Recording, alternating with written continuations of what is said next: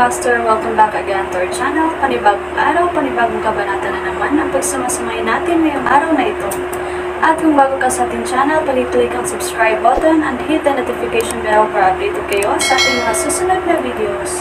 So mga Master, bago natin simulan ang ating kabanata ngayong araw na ito, huwag po sana natin skip yung ads mga Master, no, dahil malaking bagay na po yan sa ating munting channel. So simulan na natin kabanata ngayong araw na ito. Let's go! Kabanata 3461-3480. Kabanata 3461. Lumiko ang table. Panic. Iyon ang naramdaman ni Floyd. Narinig niya kung ano ang sitwasyon mula kay Gloria, at natatakot siyang lumapit sa kanya si Levi. Kaya naman nagmamadali siyang bumalik, umaasang magtatago muna sandali.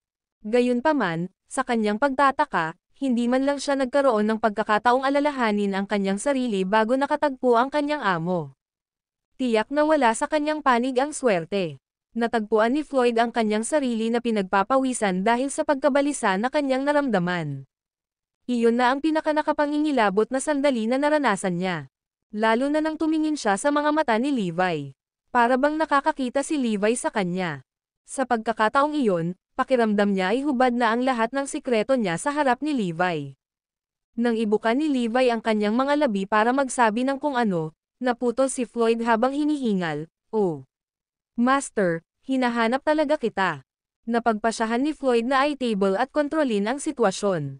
Bagay iyon na ikinagulat ni Levi. Hindi ba ako ang naghahanap sa kanya? Bakit siya pa ang naghahanap sa akin? Anong problema? Curious na tanong ni Levi. "Master, may nakita akong nakakagulat." Natagpuan nila ang mga batong panulok na banal na kasangkapan sa Esoteric Guild. Gayunpaman, ang enerhiya sa mga tool ay nawala lahat. Ang mga kagamitang iyon ay walang iba kundi mga scrap metal na ngayon. Ang mga miyembro ng Ecclesiastic Order ay sigurado na ang puwersa ay walang iba kundi ang Esoteric Guild. "Guro, dapat ay tumingin ka sa mga maling tao." Gayunpaman, talagang may kakaiba kay Callahan. Sinadya kong tingnan siya, at sa palagay ko ay isa siyang especially iya para sa Esoteric Guild. Ang Ecclesiastic Order kamakailan ay nakahanap ng maraming especially iya sa kanilang hanay, at marami na ang patay ngayon. Sabi ni Floyd sa agitated na tono. Ang mga bagay na sinasabi niya kay Levi ay mga bagay na sinabi ni Gloria kay Floyd na sabihin. Alam niyang tiyak na magtatanong si Levi kay Floyd, hindi iyon maiiwasan. Anuman ang sinabi ni Floyd, ang kanyang mga sagot ay magpapalaki ng mga hinala ni Levi. Higit pa rito, madaling makita ni Levi ang mga kasinungalingan ni Floyd. Walang alinlangan, si Floyd ang nagsiwalat ng balita ni Callahan. Iyon ay isang bagay na hindi may kakaila anuman ang sinabi ni Floyd. Higit pa rito, ang oras sa pagitan ng paghahayag ng balitang iyon at pagkamatay ni Callahan ay masyadong maikli. Sa madaling salita, masyadong halata na may kinalaman si Floyd sa bagay na iyon. Kung si Floyd ay hindi alagad ni Levi, agad siyang pinutol ni Levi. Nabuhay lamang si Floyd dahil sa tiwala ni Levi sa kanya. Gayunpaman, ang mga bagay ay magiging mas malala para kay Gloria kung si Floyd ay madulas. Kaya naman, nakaisip si Gloria ng isang plano na palitan ang talahanayan sa pamamagitan ng pagiging partido na may inisyatiba. Sa halip na hintayin ni Levi na tanungin si Floyd kung bakit alam ng iba ang kanyang kinaroroonan, si Floyd ang mag-aalok ng sagot kay Levi. Bukod dito, ang kamakailang pagtuklas ng Ecclesiastic Order ng mga banal na kasangkapan sa panulok ay tumulong sa sitwasyon ni Floyd, nagbigay daan ito sa kanya na simulan ang pakikipag-usap kay Levi. Dahil doon, malaki ang posibilidad na maniwala si Levi sa mga salita ni Floyd. Kahit naghinala siya kay Floyd, alagad pa rin niya ito. Kaya naman, si Levi ay kailangang magkaroon ng isang tiyak na halaga ng pagtitiwala para sa ibang lalaki. Kailangang sabihin na kilala ni Gloria ang pangkat ni Levi. Alam niyang may tiwala sila sa isa't isa. Iyon ang dahilan kung bakit kaya niyang gumawa ng ganoong plano.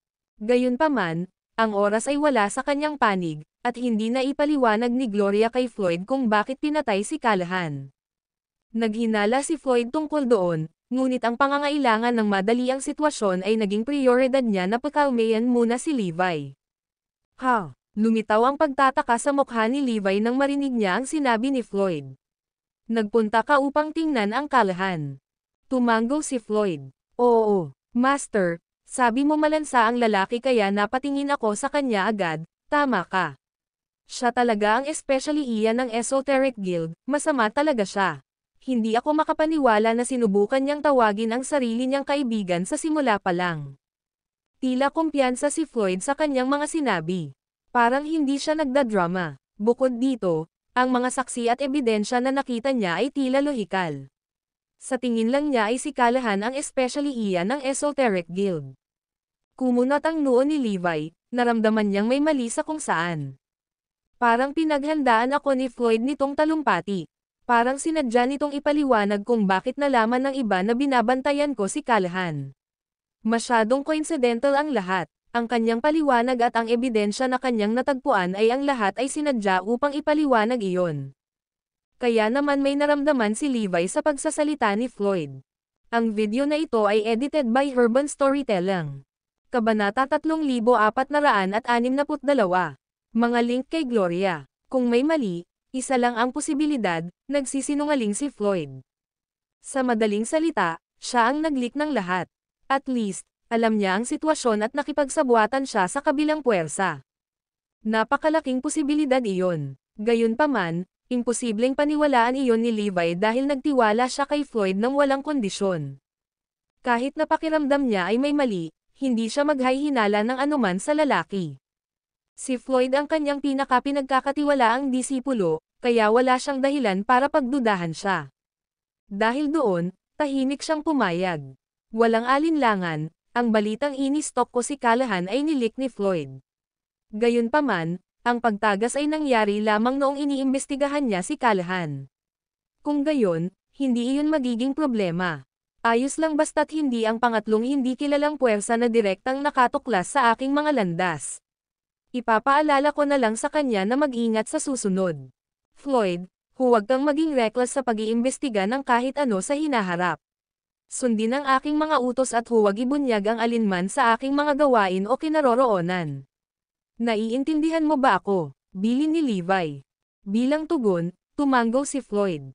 Naiintindihan ko, Master. Tatanungin kita ng mga direksyon bago ako gumawa ng anuman sa hinaharap.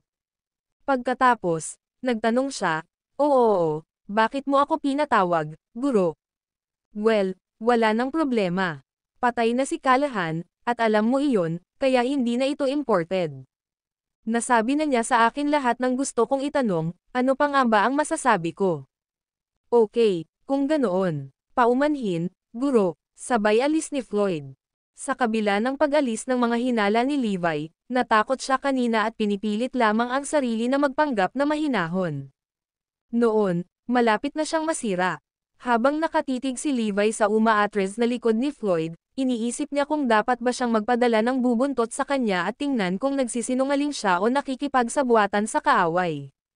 Gayunpaman, sa pangalawang pag-iisip, tinalikuran niya ang ideyang iyon dahil naramdaman niyang hindi niya dapat pinaghihinalaan ang sarili niyang disipulo. Naniniwala siya na kung talagang nagkamali si Floyd, personal itong aaminin ng huli. Nako, hindi sumagi sa isip niya na nagbago ang lalaki. Hindi na siya ang Floyd ng nakaraan. Kasunod nito, tumawa si Levi. Nagawa lang akong iwasan ng ibang puwersa nitong mga nakaraang beses dahil alam nila ang ginagawa ko. Moving forward, kung hindi ko sasabihin kahit kanino ang tungkol sa aking kinaroroonan o kung ano man ang ginagawa ko, ako lang ang nakakaalam ng lahat ng iyon. Tignan natin kung paano ako maiiwasan ng marami sa inyo. Agad siyang nagkaroon ng ideya at nagpa siya na huwag huminga ng kahit isang salita tungkol sa kanyang kinaroroonan kay Floyd at sa iba pa. Pagkatapos, hindi sila makakapulot ng anumang impormasyon. Sa kasamaang palad, matagal nang nalinlang ang Holy Guild. Mayroon lamang silang ebidensya na isa-isang itinapon ng iba pang puwersa, hindi isang bagay na natagpuan nila.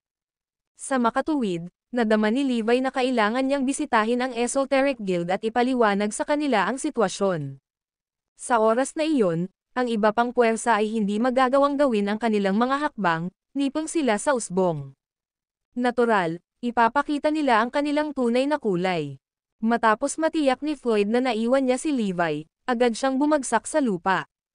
Pawis na pawis siya na para bang nabasa siya ng ulan. Napabuntong hininga siya na naghahabol ng hininga. Kanina lang siya mukhang kalmado, pero nakafasad lang siya.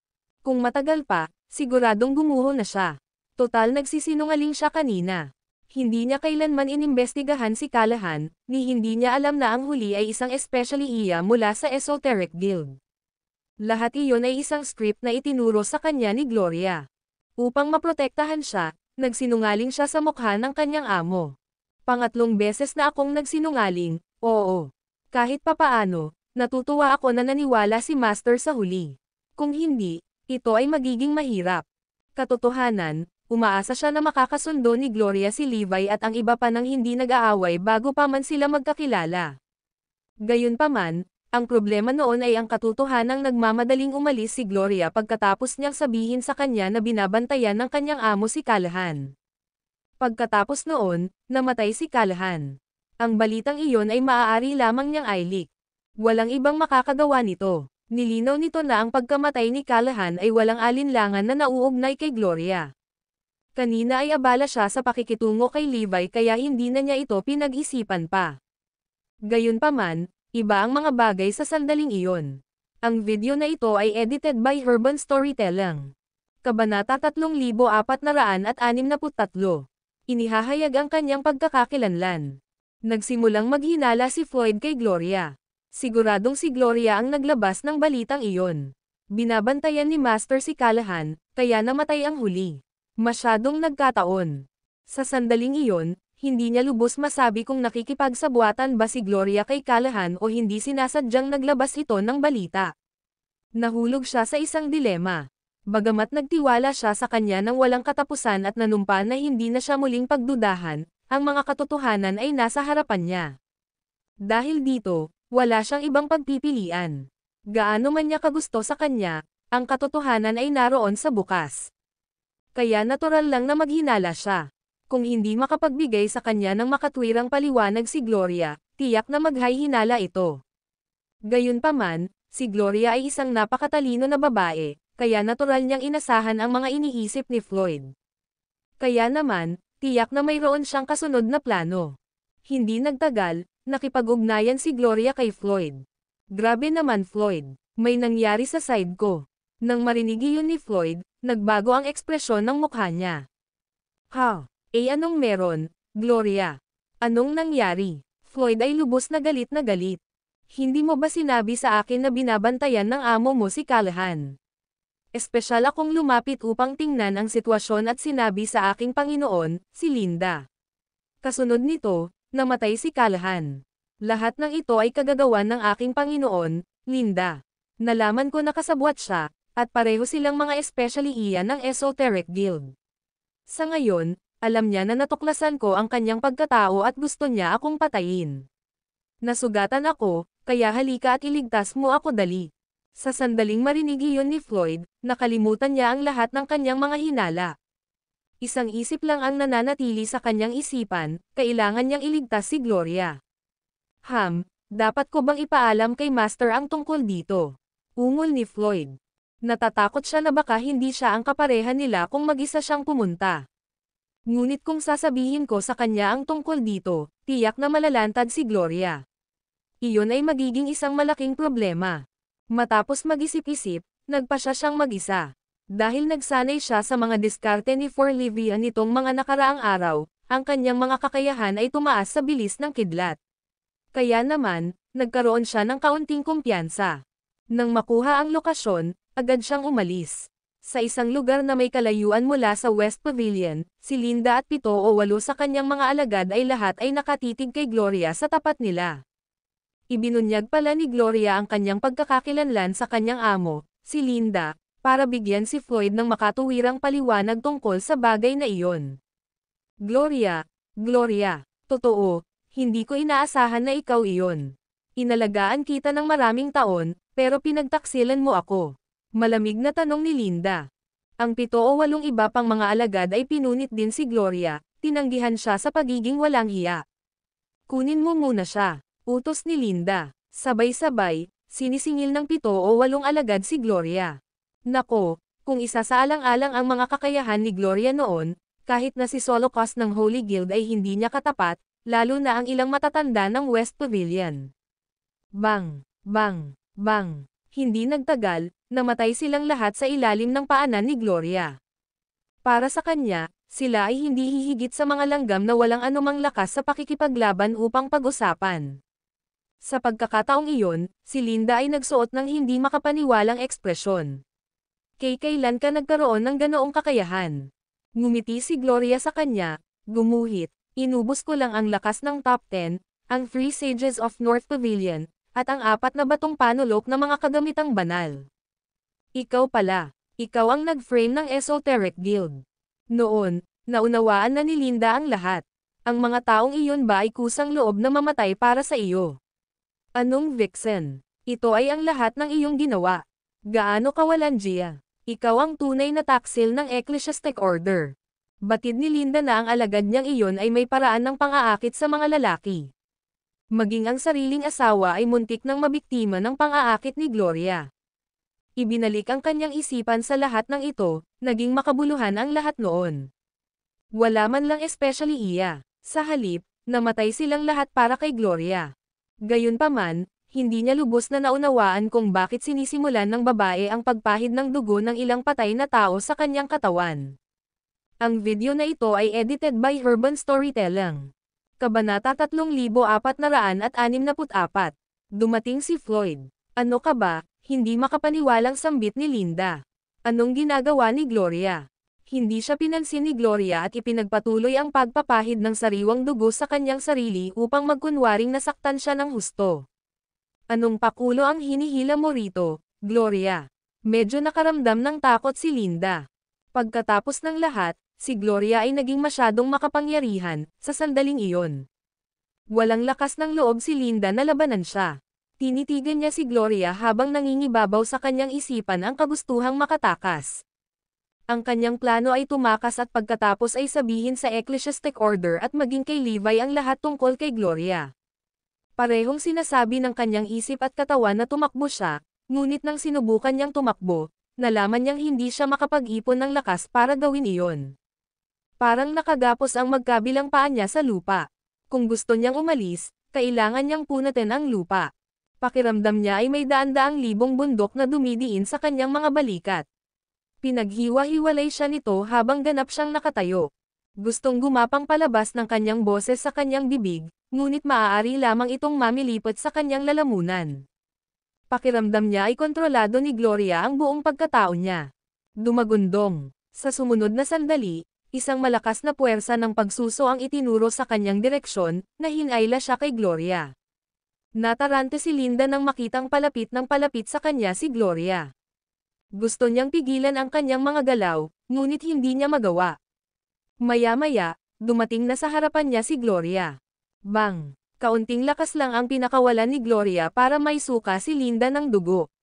Agad na nagkaroon ng mga sugat ang huli sa katawan, na tila dumaan sa isang marahas na labanan. Gayunpaman, nasa kontrol pa rin ni Gloria si Linda. Nagtataka siya kung bakit hindi siya pinatay ni Gloria. Hindi nagtagal, ipinakita ni Gloria ang isang maputlang ekspresyon, na tila siya ay nagdusa ng matinding pinsala. Noon ay may naintindihan si Linda. Ipinakikita ba niya ito para sa isang tao? Bang! Biglang bumagsak sa lupa si Gloria. Kinokontrol pa rin ang katawan ni Linda habang pinapayuko at handang saksakin ng espada si Gloria. Kung may lalapit sa kanila sa oras na iyon, makikita nila si Linda na nagtatangkang patayin si Gloria. Ilang segundo na lang ang natitira bago sinasaksak ang leeg ni Gloria. Alam ni Linda kung ano ang plano ni Gloria, ngunit wala siyang magagawa. Hindi siya makagalaw o makapagsalita. Sino ba talaga ang sinusubukan niyang ipakita ito? Noon dumating si Floyd. Nakita niya ang mga bangkay na nagkalat sa lupa at si Gloria na nakahandusay sa sahig at sasaksakin na sana ni Linda. Iligtas mo ako, Floyd. Nagpanggap si Gloria na lumaban para sa kanyang buhay at hindi siya mananalo laban kay Linda. Sa sandaling iyon, nagalit si Floyd habang napuno ng isip niya ang pagliligtas kay Gloria. Bang! Labis na tumaas ang kanyang kapangyarihan kamakailan, kaya agad siyang sumulpat sa likod ni Linda. Bigla, na parang lahat ng elemento sa lugar ay pag-aari niya, nagtipon sila sa kanyang katawan. Bang! Nang makaipon ng sapat na enerhiya, isang malakas na sampal ang pinakawalan niya kay Linda. Basag. Paf! Agad na napunit si Linda sa pag-atake at naging ulap ng pulang ambon. Ang pamamaraan ni Evie, isang bahid ng pagkagulat ang sumilay sa mga mata ni Gloria.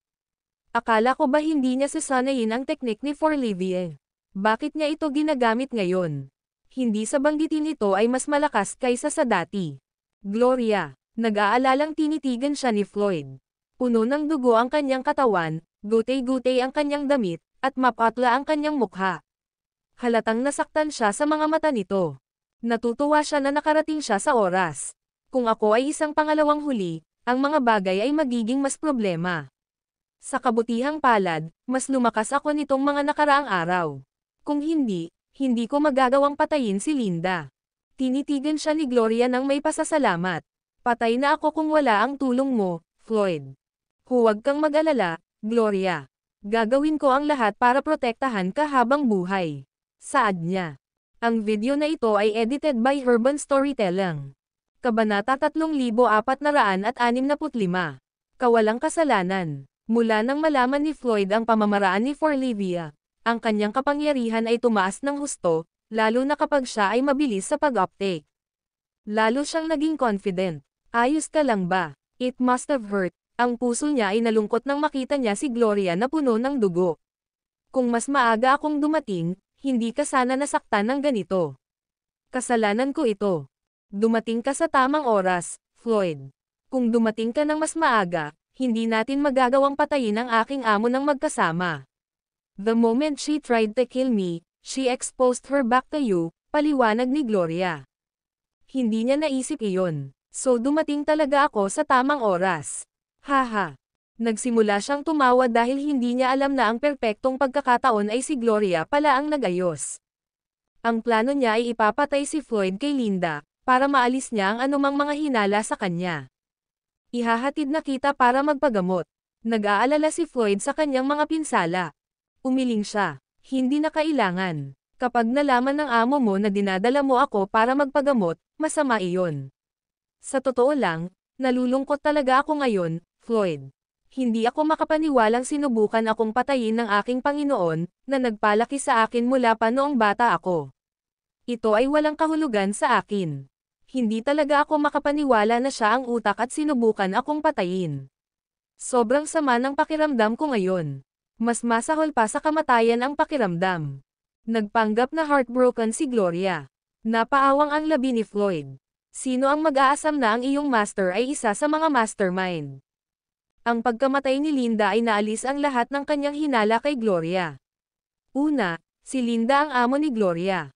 Kung sinubukan siyang patayin ng kanyang amo, tiyak na totoo ito. Kung tutuusin, kung gawa-gawa lang, bakit paglalaroan ni Linda si Gloria at hahayaan ko ang sarili niyang mapatay ko? Alam niyang gumana ang plano niyang i-frame si Linda nang makita niya ang mga ekspresyon nito. Paano niya ako patuloy na pinaghihinalaan ngayong siya na mismo ang pumatay kay Linda? At saka, nakita niya mismo ang nangyari. Pinanood niya ang pagtatangka ng aking Panginoon na patayin ako habang ako ay lubhang nasugatan. Bukod pa rito, ang problema sa pagkakakilanlan ng aking master ay magpapaliwanag sa pagkamatay ni Callahan. Kung tutuusin, noong iniimbestigahan ko si Callahan, ito ay katulad ng pagsasabi sa aking Panginoon ng balita. Dapat mabilis kang umalis. Ako na ang bahala sa mga bangkay dito. Huwag mo nang gawin para marami pang problema ang salansan sa atin, udyok ni Gloria. Sige. Please, ingatan mo ang sarili mo. Tell me if you need anything, medyo nauutol na sabi ni Floyd. Pagkatapos, may naalala siya at nagtanong, nga pala, natutunan mo ang teknik ni Evie. Sagot niya, oo. Hindi ko ito hinawakan noong nawalan ka ng kontrol habang nagsasanay. Gayunpaman, si Evie at ang kanyang ina ang nagturo sa akin ng pamamaraan, kaya sinubukan ko ito at nagtagumpay. Na-shocked siya. Ito ay madaling malantad. Kung mas maraming tao ang nag-practice nito, mas madaling sabihin kung ano ang problema. Buti na lang at nasa kontrol ko siya. Kung hindi, tatanungin niya ako.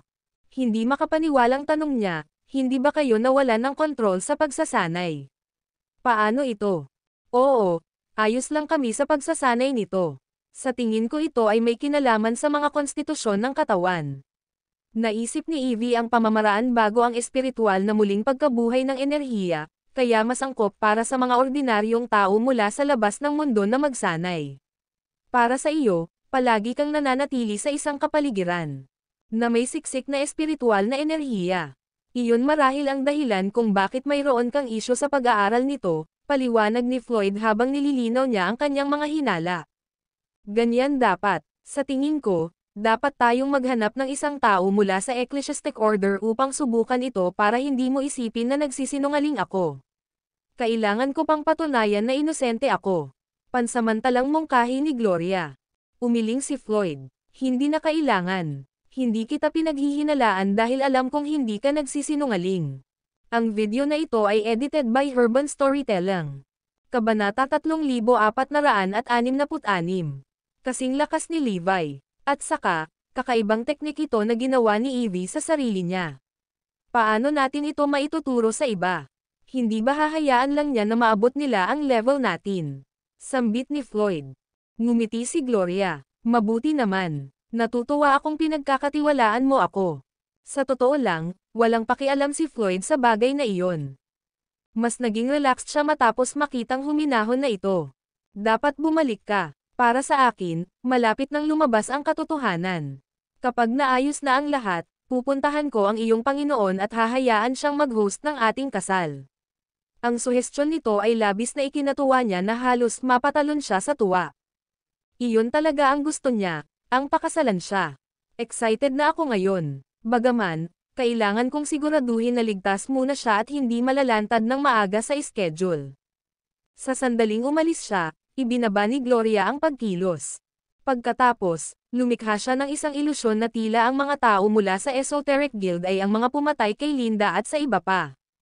Sa ganoong paraan, magkakaroon ng lohikal na paliwanag ang lahat, kasama si Callahan at ang pagkamatay ng iba pa. Hindi nagtagal ay naisip iyon ng Holy Guild at natiyak na ang Esoteric Guild ang nasa likod ng bagay na ito. Sa katunayan, nagsimula na silang magplano ng kanilang paghihiganti laban sa Esoteric Guild. Matapos maranasan ni Gloria ang krisis na iyon, ang unang bagay sa kanyang listahan ng dapat gawin ay dagdagan ang kanyang kapangyarihan. Kung hindi, mabubuhay siya magpakailanman sa ilalim ng anino ni Levi. Sa pamamagitan lamang ng pagiging malapit kay Levi sa mga tuntunin ng antas ng kanyang kapangyarihan ay mas ligtas siya. Ang paraan ng pagtaas ng kanyang kapangyarihan ay simple. Kailangan lang niyang maghanap ng isang grupo ng mga mapagkukunan ng enerhiya upang ubusin ang mga ito. Ang susunod na pinagmumula ng enerhiya na kanyang nakita ay ang nasa Ecclesiastic Order, na kinokontrol ng Holy Guild. Ito ang pinagmumula ng enerhiya ng Ecclesiastic Order at ang kanilang pinakamalaking kayamanan. Ang bagay na iyon ay nagpapanatili sa Ecclesiastic Order na tumatakbo. Kahit na ang 5 mga batong panulok na mga banal na tool ay ginawa sa pamamagitan ng paggamit ng energy core na iyon. Itinago ito sa loob ng Ecclesiastic Tower sa Holy Guild. Sinabi ng mga alingawngaw na maraming makapangyarihang mandirigma mula sa mga lihis na angkan ang natatakan sa loob. Gayunpaman, sa katunayan, ito ang pinakasiksik na lugar ng isang super spiritual na linya ng ley. Ito ang pinakamagandang lugar para sumipsap ng espiritual na enerhiya. Ang energy core na iyon ay maaaring makaipon ng walang katapusang dami ng espiritual na enerhiya, kaya naman ito ang naging trump card ng Ecclesiastic Order. Halimbawa, kung ang Ecclesiastic Order ay naubusan ng espiritual na enerhiya, maaari lang nilang gamitin ang energy core na iyon upang mapanatili sila ng walang limitasyong dami ng espiritual na enerhiya. Pagkalipas ng maraming taon, mahirap sabihin kung gaano karaming enerhiya ang naipon ng core ng enerhiya. Walang pagkaantala, pumunta si Gloria sa Ecclesiastic Tower na nasa ilalim ng kontrol ng Holy Guild. Sa kanyang kasalukuyang antas ng kapangyarihan, madali niyang nalampasan ang lahat ng mga gwardya, kabilang si Solokas. Kahit na hindi siya manalo laban kay Solokas, at least, hindi siya matatalo laban sa kanya dahil lumakas siya. Pagdating sa Ecclesiastic Tower, wala siyang nakitang tao doon. Walang may lakas ng loob na pumunta doon dahil restricted area iyon. Kahit na ang isang tao ay may lakas ng loob na lumapit, Hindi nila maalis ang ubod ng enerhiya dahil ang espiritual na enerhiya na itinatago sa loob ay napakahusay. Kahit gaano kalakas ang isang individual, hindi nila makontrol ang ganoong kalaking kapangyarihan. Ang pinagsamang lakas ng ilang pinakamakapangyarihang miyembro sa Ecclesiastic Order ay kinakailangan para magamit ang Energy Core. Kahit sino maliban sa mga elder sa 5 Pavilion ay malamang na hindi makayanan ang ganoong kalaking espiritual na enerhiya. Ang higanteng mekanismo sa loob ng tore ay gumagana pa rin. Sa loob ng mekanismo ay ang nagninangas na pulang enerhiyang core na naglalaman ng hindi maarok na dami ng enerhiya. Pagdating ni Gloria, laking gulat niya. Ang enerhiya na nakaimbak sa loob ay hindi kapanipaniwala. Kaya ganito ang hitsura ng mga taon ng naipon na espiritual na enerhiya. Talagang nasa parehong antas ito ng isang medium-sized na super spiritual na linya ng lay. Gayunpaman, ang bagay na talagang tinitingnan niya ay ang super spiritual na ley line na konektado sa ibaba ng energy core. Kung pilit kong lalamunan ang super spiritual na linya ng ley, tiyak na malalaman ng mga tao mula sa Ecclesiastic Order na narito ako, hindi alintana kung kakayanin ito ng aking katawan o hindi. Malamang papatayin ako bago ko matapos ang pagsipsip ko. Kaya naman napagpasyahan niyang kainin muna ang energy core. Mabilis na nakapasok si Gloria sa mekanismo dahil ganoon siya kalakas. Wala sa nakakatakot na enerhiya sa mekanismo ang makakapigil sa kanya. Sinimulan niyang kainin ang core ng enerhiya. Ayon sa kanyang pagtatansya, sa sandaling natapos niya ang pagsipsip ng core, magiging kasing lakas na siya ni Levi. Ang video na ito ay edited by Urban Storytelling. Kabanata 3467. Mga paunawa ni Levi. Dahil ang Ecclesiastic Tower ay nakahiwalay sa labas ng mundo, hanggat ang tore ay hindi nawasak, walang makakapansin ng anuman. Kaya naman mabilis na nilamon ni Gloria ang energy core nang walang nakakapansin. Mabilis na tumaas ang kanyang lakas. Siya ay naging napakalakas na walang sino man ang makakaisip nito. Ito ay mas mabilis kaysa sa maaari mong isipin. Bukod dito, siya pa rin ang may kontrol. Sinubukan niyang pigilan ang mabilis na lumalagong lakas na magdulot ng mga abnormalidad na mangyari sa kanyang paligid. Basag, basag. Gayunpaman, binalot ng mabibigat at maitim na ulap ang buong lugar kung saan matatagpuan ang Ecclesiastic Order. Napakakapal na halos umabot sa lupa. Ang mga kidlat ay pumutok sa lahat ng dako habang paulit-ulit na naririnig ang kulog. Ang nakakatakot na dami ng enerhiya ay nagdulot pa ng isang bagyo. Sa wakas, ang mga ulap ay nagsimulang maging pula, na para bang ang langit ay tumutulo sa dugo. Ito ay isang apokaliptik na tanawin. Nakita ng lahat sa Ecclesiastic Order kung ano ang nangyayari. Ano ito? Nakatingin silang lahat sa langit habang may masamang pakiramdam na namumuo sa kanilang mga puso. Nararamdaman nila na may isang kakilakilabot na mangyayari sa lalong madaling panahon. Ang masasamang tanda na iyon ay talagang hindi sila komportable. Maging si Solokos at ang iba pa ay medyo nataranta habang nakatingin sa langit. Ano ito? Namumula ba ang langit dahil may nakarating sa pinakamataas na antas ng kapangyarihan? Bulong niya sa sarili. Marahil ay lumitaw ang isang espiritual na buto na mas malaki pa kaysa sa antas ng celestial. Katulad lang ng panahon kung kailan nagpakita ang ministro. Ang iba ay nagkomento. Hinahanap ni Solokos at ng iba pa sa Holy Guild ang pinagmulan ng anomalya. Hindi namin matiyak ang lokasyon sa ngayon. Hindi namin mahanap kung saan ang pinanggalingan. Kung ang isang tao ay umabot sa ganitong antas ng kapangyarihan, wala nang sino man sa Ecclesiastic Order ang maaaring maging kalaban niya. Sa tingin ko, kahit ang mga ministro ay hindi kayang talunin ang taong iyon. Ang tanawin sa paligid ng Ecclesiastic Order ay sobrang nakakatakot sa sino mang tumingin dito. Nagdilim ang mukha ni Solokos sa katahimikan, totoo yan. Kung ito talaga ang kapanganakan ng bagong elite, siguradong hindi ko siya kalaban. Dapat nating imbestigahan kung ano ang nangyayari ng mabilis. Tingnan kung nakalink ito sa Esoteric Guild. Ang kanilang Heavenly Thunder Techniques ay maaaring naging sanhi nito. Agad na nagpadala ang Holy Guild ng isang grupo ng mga tao upang tingnan kung ano ang nangyayari. Ang mga eskarlata na ulap ay nangingibabaw sa kalangitan sa itaas ng Ecclesiastic Order. Bukod pa rito, isang nakakatakot na dami ng enerhiya ang dumadaloy dito, kaya't kahit na ang mga tao mula sa labas ng mundo ay makaramdam nito. Hindi maganda. Napansin din ito ni Levi. Siyempre, mas sensitive siya dito kumpara sa ibang tao. Hindi lang iyon, agad niyang itinuro kung saan ito nanggagaling. The Ecclesiastic Order, agad siyang pumunta sa kanyang destinasyon at nakarating din kaagad doon. Pagkatapos, maingat niyang dinama ang daloy ng enerhiya para mas matukoy ang pinagmulan ng anomalya. Tapos na, dyan. Nakalock si Levi sa eksaktong pinagmulan ng power surge at pumunta doon. Iyon ang pagkakaiba niya kay Solocus. Maaari niyang malaman kung saan nanggagaling ang enerhiya. Sa loob ng Ecclesiastic Tower, pabilis ng pabilis ang paglamon ng enerhiya ni Gloria. Ginawa na niya ang lahat para sugpuin ang anomalyang nangyayari sa kanyang paligid, ngunit hindi pa rin niya ito maitago ng lubusan.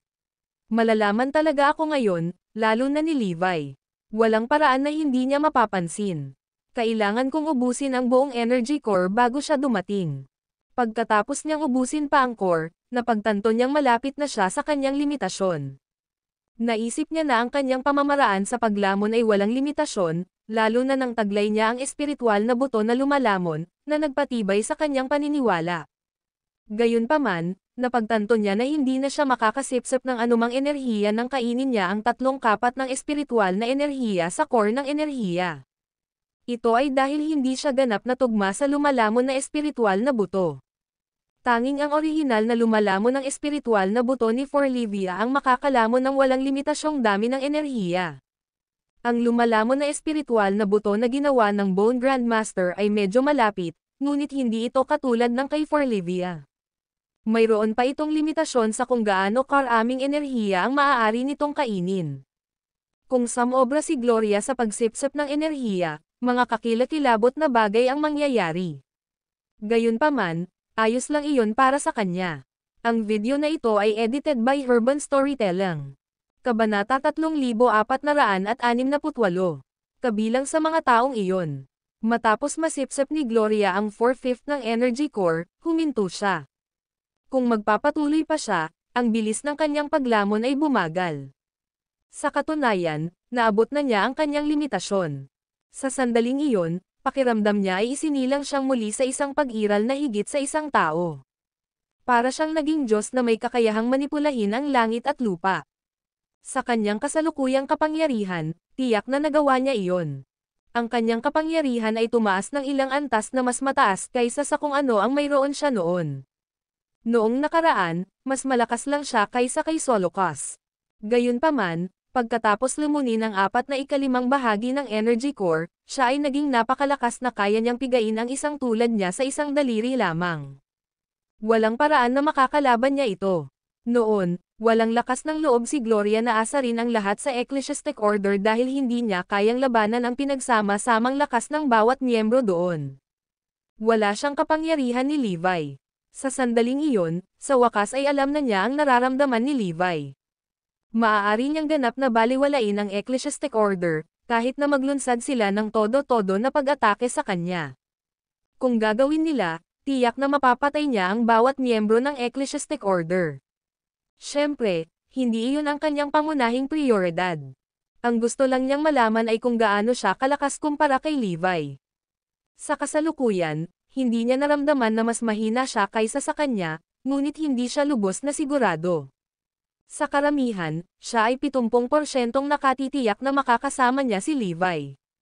Gayunpaman, mayroon pa ring sumasakit na pag-iisip sa kanyang isipan, iniisip kung walang nagbago, at madali pa rin siyang talunin ni Levi. Dahil posible pa ang senaryo na iyon, napagpasyahan niyang huwag lumaban kay Levi hanggat hindi niya lubos na natitiyak na matatalo niya ito. Tiyak na hindi niya susubukan ang kanyang bagong lakas sa kanya, dahil kapag nabigo siya, mamamatay siya. Madaling masusukat ng mga tao ang lakas ng mga piling mandirigma tulad ni Solocus. Gayunpaman, ang lakas ni Levi ay hindi nasusukat. Walang nakakaalam kung gaano siya kalakas. Dapat may pumunta at alamin, ngunit walang magagawa.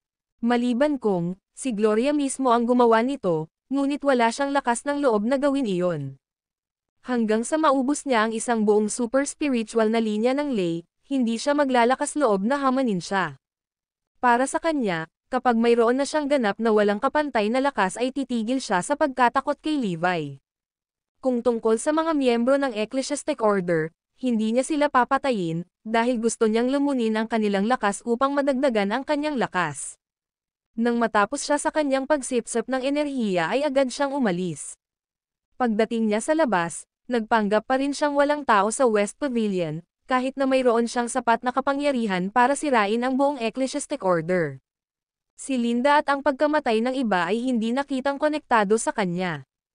Sa katunayan, ang Ecclesiastic Order ay nasa kaguluhan. Sa kasalukuyan, sinusubukan ng mga taong dati niyang hinahangaan ang kanilang D*Mandest para malaman kung saan nanggagaling ang problema. Maging si Solocos ay pumunta upang suriin ang sitwasyon mismo. Nagtago si Gloria sa gitna ng karamihan. Walang makakapansin sa kanya habang nakikisama siya sa iba pang nobodies. Kung tutuusin, sino ang magpapansin sa mahihinang tao? Siya ay may sapat na kakayahan upang itago ang kanyang tunay na lakas. Wala man lang pumapansin sa kanya kaya napangiti siya. I bet walang makakaalam na ako ang dahilan ng lahat ng ito. Malamang hindi nila alam na nandoon ako. Maging si Solocos ay hindi alam ang kanyang lokasyon. Sa sandaling iyon, dumating si Levi sa Ecclesiastic Tower. Ako ay positibo na ito ang pinagmulan ng mga anomalya. Bakit walang laman? Anong nangyayari? Pagkapasok niya sa tore, mabilis niyang napagtanto kung ano ang layunin ng mekanismo.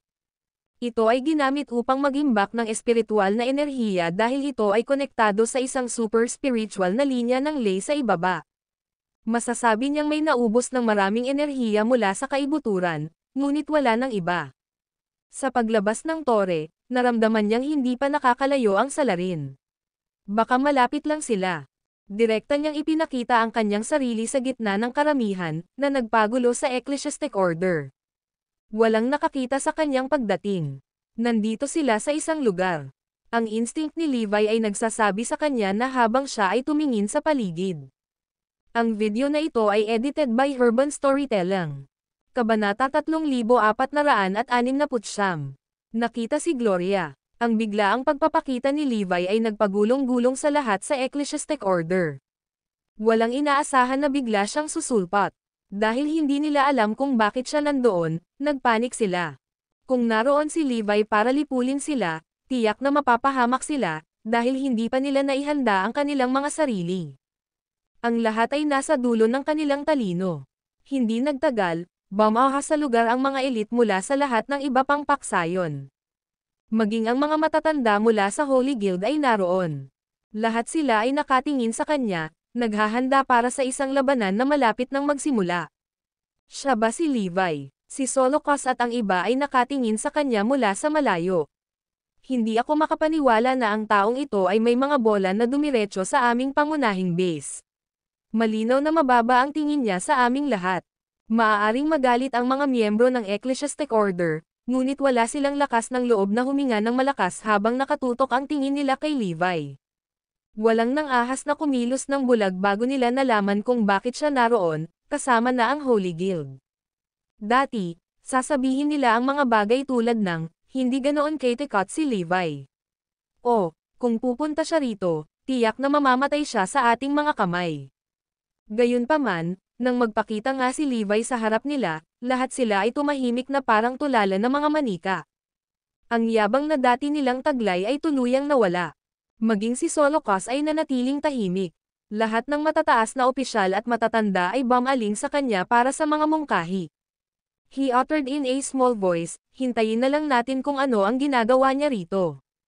Sa totoo lang, medyo natarante siya. Habang minamaliit pa rin nila si Levi ay hindi nila inaasahan na magpapakita ito kaya naman natakot sila. Hanggat hindi siya gagawa ng mga drastic moves, hindi rin sila gagawa. At kaya, pinalibutan siya ng mga miyembro ng Ecclesiastic Order ngunit wala na silang nagawa. Gusto nilang makita kung ano ang gagawin ni Levi. Si Levi naman ay walang pakialam sa iniisip nila dahil gusto lang niyang mahanap ang kanyang target. Inilibot niya ang kanyang tingin sa paligid nang sabihin sa kanya ng kanyang instinct na isang tao sa karamihan ang taong hinahanap niya. Sigurado akong nandito ang hinahanap ko. Walang oras o kakayahan ang salarin na takasan ako. Nandito siguro sila sa isang lugar, nagtatago sa dami ng tao. Nagsimulang umasa si Levi sa kanyang instincts upang makahanap ng isang solong tao sa karagatan ng mga mandirigma. Ang lahat ay medyo nalilito sa kanyang pag-uugali. Anong ginagawa niya? Nang lapitan sila ng tingin ni Levi, napalingon silang lahat, dahil parang may invisible pressure na bumabagabag sa kanilang mga balikat. Ibinaba ng lahat ang kanilang mga ulo, ayaw maramdaman na tila binabasa niya ang kanilang mga isipan. Kahit na sila ang mapagmataas na ecclesiastic order, kahit na ayaw nilang magpasakop kay Levi at gusto siyang titigan ng diretso, hindi nila magawa. Ang kanyang titig ay labis na natakot sa kanila na hindi nila maitaas ang kanilang mga ulo. Matalim ang tingin ni Levi na walang gustong tusukin ang sarili sa pamamagitan ng pagsalubong sa kanyang mga mata. Kahit na ang mga matataas na opisyal mula sa Holy Guild ay hindi makapag-ipon ng lakas ng loob na tingnan siya sa mata. Siya ay sobrang nakakatakot na naramdaman nila na tila nakikita niya ang kanilang mga kaluluwa. Si Solocos ay walang lakas ng loob na salubungin din ang mga mata ni Levi ng lubusan. Nakita niyang nakayuko ang lahat ng tao sa paligid ni Levi para maiwasan ang direktang mata kay Levi. Nagalit ito, ngunit nang papalapit na sa kanya ang tingin ni Levi ay medyo nakaramdam siya ng pagkabalisa. Habang iniisip niya kung dapat ba siyang tumingin sa mga mata ni Levi, ang linya ng paningin ng huli ay dumaan sa kanya at nakarating sa kabilang panig ng karamihan. Biglang nanliit si Levi sa isang partikular na grupo ng mga tao. Ang mga taong ito ay mula sa West Pavilion, tama ba? Tanong niya. Boom! Si Gloria, na nagtatago sa mga taong nakakababa ng ulo, ay nalilito. Nararamdaman niya na nandito ako. Kahit nakayuko din ang ulo niya ay naramdaman niyang nakatingin si Levi sa direksyon niya. Paano niya ako naramdaman? Hindi ito maganda. Mapapalabas na ako. Itinoon ni Levi ang kanyang paningin sa karamihan ng West Pavilion at natiyak na makikita niya ang kanyang target doon. Oo, ito ang West Pavilion. Ang video na ito ay edited by Urban Storytelling. Kabanata 3470. Itaas ang iyong ulo. Sagot naman ng iba. Ang mga miyembro ng Ecclesiastic Order ay talagang nagiging mausisa. Ano ang gusto ni Levi mula sa mga tao ng West Pavilion? Si Solocos at ang iba ay hindi nang ahas na kumilos, dahil hindi nila alam ang ginagawa ni Levi. Si Gloria ay nasa full panic mode dahil nakaramdam siya ng takot na hindi pa niya naranasan. Alam niyang nandito ako. Ito ang unang pagkakataon na nakilala niya si Levi sa ganoong kalapit. Kahit na may daan-daang metro ang pagitan nila, naramdaman pa rin niya ang presensya nito. Sa kasalukuyan, wala siyang pinagkaiba sa ibang tao sa karamihan. Sa katunayan, walang espesyal na enerhiyang dumadaloy sa kanyang katawan dahil ginagawa niya ang lahat para itago ang kanyang tunay na lakas. Logically, hindi siya dapat mapansin ni Levi, pero napansin pa rin niya. Kaya naman natakot ito sa kanya. Hindi dapat maramdaman ni Levi ang enerhiya o aura ni Gloria dahil naabot na niya ang napakataas na antas ng lakas. Ayon sa kanyang mga pagtatansya, malamang na kasing lakas siya ni Levi. Gayunpaman, wala siyang lakas ng loob na subukan ang teoryang iyon sa ngayon. Ang mga pamamaraan na natutunan niya mula sa Ecclesiastic Order ay dapat na maitago ang kanyang lakas at presensya mula sa kanya, ngunit ang kanyang instincts ay nagawa pa ring gabayan siya patungo sa kanyang pangkalahatang direksyon. Matapos tanungin ni Levi kung saan nanggaling ang partikular na pulutong na iyon at nalaman niyang mula iyon sa West Pavilion, natiyak niya na tama ang kanyang hinala noon. Talagang nagtatago ang salarin sa West Pavilion. Marahil ay nabigo silang makatakas sa oras at nakipaghalo sa karamihan ng West Pavilion. Tama ang instinct ko. Nang matanggap ang kanyang sagot, sinimulan niyang suriin ang bawat individual. Kinakabahan talaga si Gloria. Ito ang pinakamapanganib na sandali na hinarap ko sa ngayon. Hindi man lang siya kinabahan ng muntik na siyang malaman noon. Masyadong makapangyarihan si Levi. Nagagawa niya pa ring malaman kung nasaan ako, kahit na nagtago ako ng husto. Napagpasyahan ko na nahuwag siyang hamanin sa sandaling ito, kahit na sigurado ako na ako ay kasing lakas niya ngayon. Pero, parang mas malakas pa rin talaga siya sa akin. Hindi ko kayang makipag-away sa kanya. Dapat may paraan para hindi ako ma-detect niya. Kinabahan si Gloria na parang sisabog na ang isip niya. Kung ako ay natuklasan sa sandaling ito, ako ay nasa malalim na shitty, hindi alintana kung gaano ako naging makapangyarihan. Tiyak na hindi niya ako bibigyan ng pagkakataon na lumakas at gumawa ng plano para patayin siya kapag nalaman niyang nandito ako. Dapat akong tumakas ngayon, ngunit paano kung hindi ko magawa? Kaunti pa lang ang alam ko tungkol sa kapangyarihan niya. Hindi ito isang bagay na gusto niyang aminin, ngunit wala siyang tiwala na magtagumpay. Sa tuwing gusto niyang makamit ang isang layunin, dadaan siya sa isang maselang yugto ng pagpaplano upang matiyak na siya ang may kontrol. Hindi likas sa kanya ang gumawa ng isang bagay na hindi niya tiwala. Sa sandaling iyon, hindi siya sigurado kung makakaharap niya si Levi. Kung siya ay natuklasan, ang kanyang mga pagkakataong makatakas ay magiging medyo maliit. Kahit tumakbo siya, walang ang hahabulin siya nito hanggang sa dulo ng planeta. Kahit gaano kalakas ang isang mananakmal, kung walang napakalaking mapagkukunan ng enerhiya na makakain, hindi na siya lalakas pa. Sa huli, mamamatay pa rin siya sa kamay ni Levi. Kaya naman hindi niya dapat hayaang matuklasan ang sarili. Dapat huminahon ako. Kung magpakita man ako ng kakaibang ugali, siguradong sasaluhin niya ako. Kailangan kong manatiling kalmado at pakalmayan ang aking sarili. Teka, hindi. Ano ang nararamdaman ng mga tao sa paligid ko ngayon? Matinding takot, tama ba? Kung ganoon, hindi ako dapat kumalma, dahil iyon lang ang magpapalabas sa akin. Hindi ko kailangan magpanggap na hindi ako natatakot. Ibinaba ni Gloria ang kanyang ulo at hinayaang manginig ang kanyang katawan. Nagsimula pa siyang huminga ng mabilis. Nangingibabaw sa kanya ang takot, katulad ng iba sa kanyang tabi. Sino ba naman ang hindi matatakot kapag nakatitig sa kanila si Levi? Tumawid si Levi sa mga tao ng West Pavilion at kalaunan ay nakarating sa pangkalahatang lugar kung saan nakatayo si Gloria. Nais kong itaas ninyong lahat ang inyong mga ulo. Ang video na ito ay edited by Urban Storytelling. Kabanata 3471. Playing it safe. Utos ni Levi habang nakatitig kay Gloria at sa mga taong malapit sa kanya. Dumagundong. Namutla ang mukha ni Gloria nang marinig iyon. Natuklasan ba niya ako? Hindi ito maganda. Ito ay talagang masama. Napahamak ako. Matapos banggitin ni Levi, mabilis na lumawak ang takot sa kanyang puso. Nanginginig ang kanyang katawan, tumitibok ang kanyang puso, at namumuo ang malamig na pawis sa kanyang mukha. Tulad ng iba, itinaas niya ang kanyang ulo sa takot. Lahat ay natakot. Habang nakataas ang ulo niya ay iniiwasan niyang makipag-eye contact kay Levi. Sa pananaw ni Levi, parang walang pinagkaiba ang mga taong iyon na bumababa o nagtaas ng ulo. Mukha silang normal sa isang sulyap. Nang makita siya, natakot sila kaya't hindi sila naglakas loob na tumingin sa kanya. Gayunpaman, nababahala siya na magaling magtago ang salarin. Kinailangan niyang gumamit ng ilang paraan upang masubukan kung sino ito. Ang malamig niyang tingin ay dumaan sa kanilang mga mukha. Hindi lang iyon, nagpalabas din siya ng malakas na aura, na para bang sinusubukan niyang i-squeeze ang toothpaste sa mga iyon.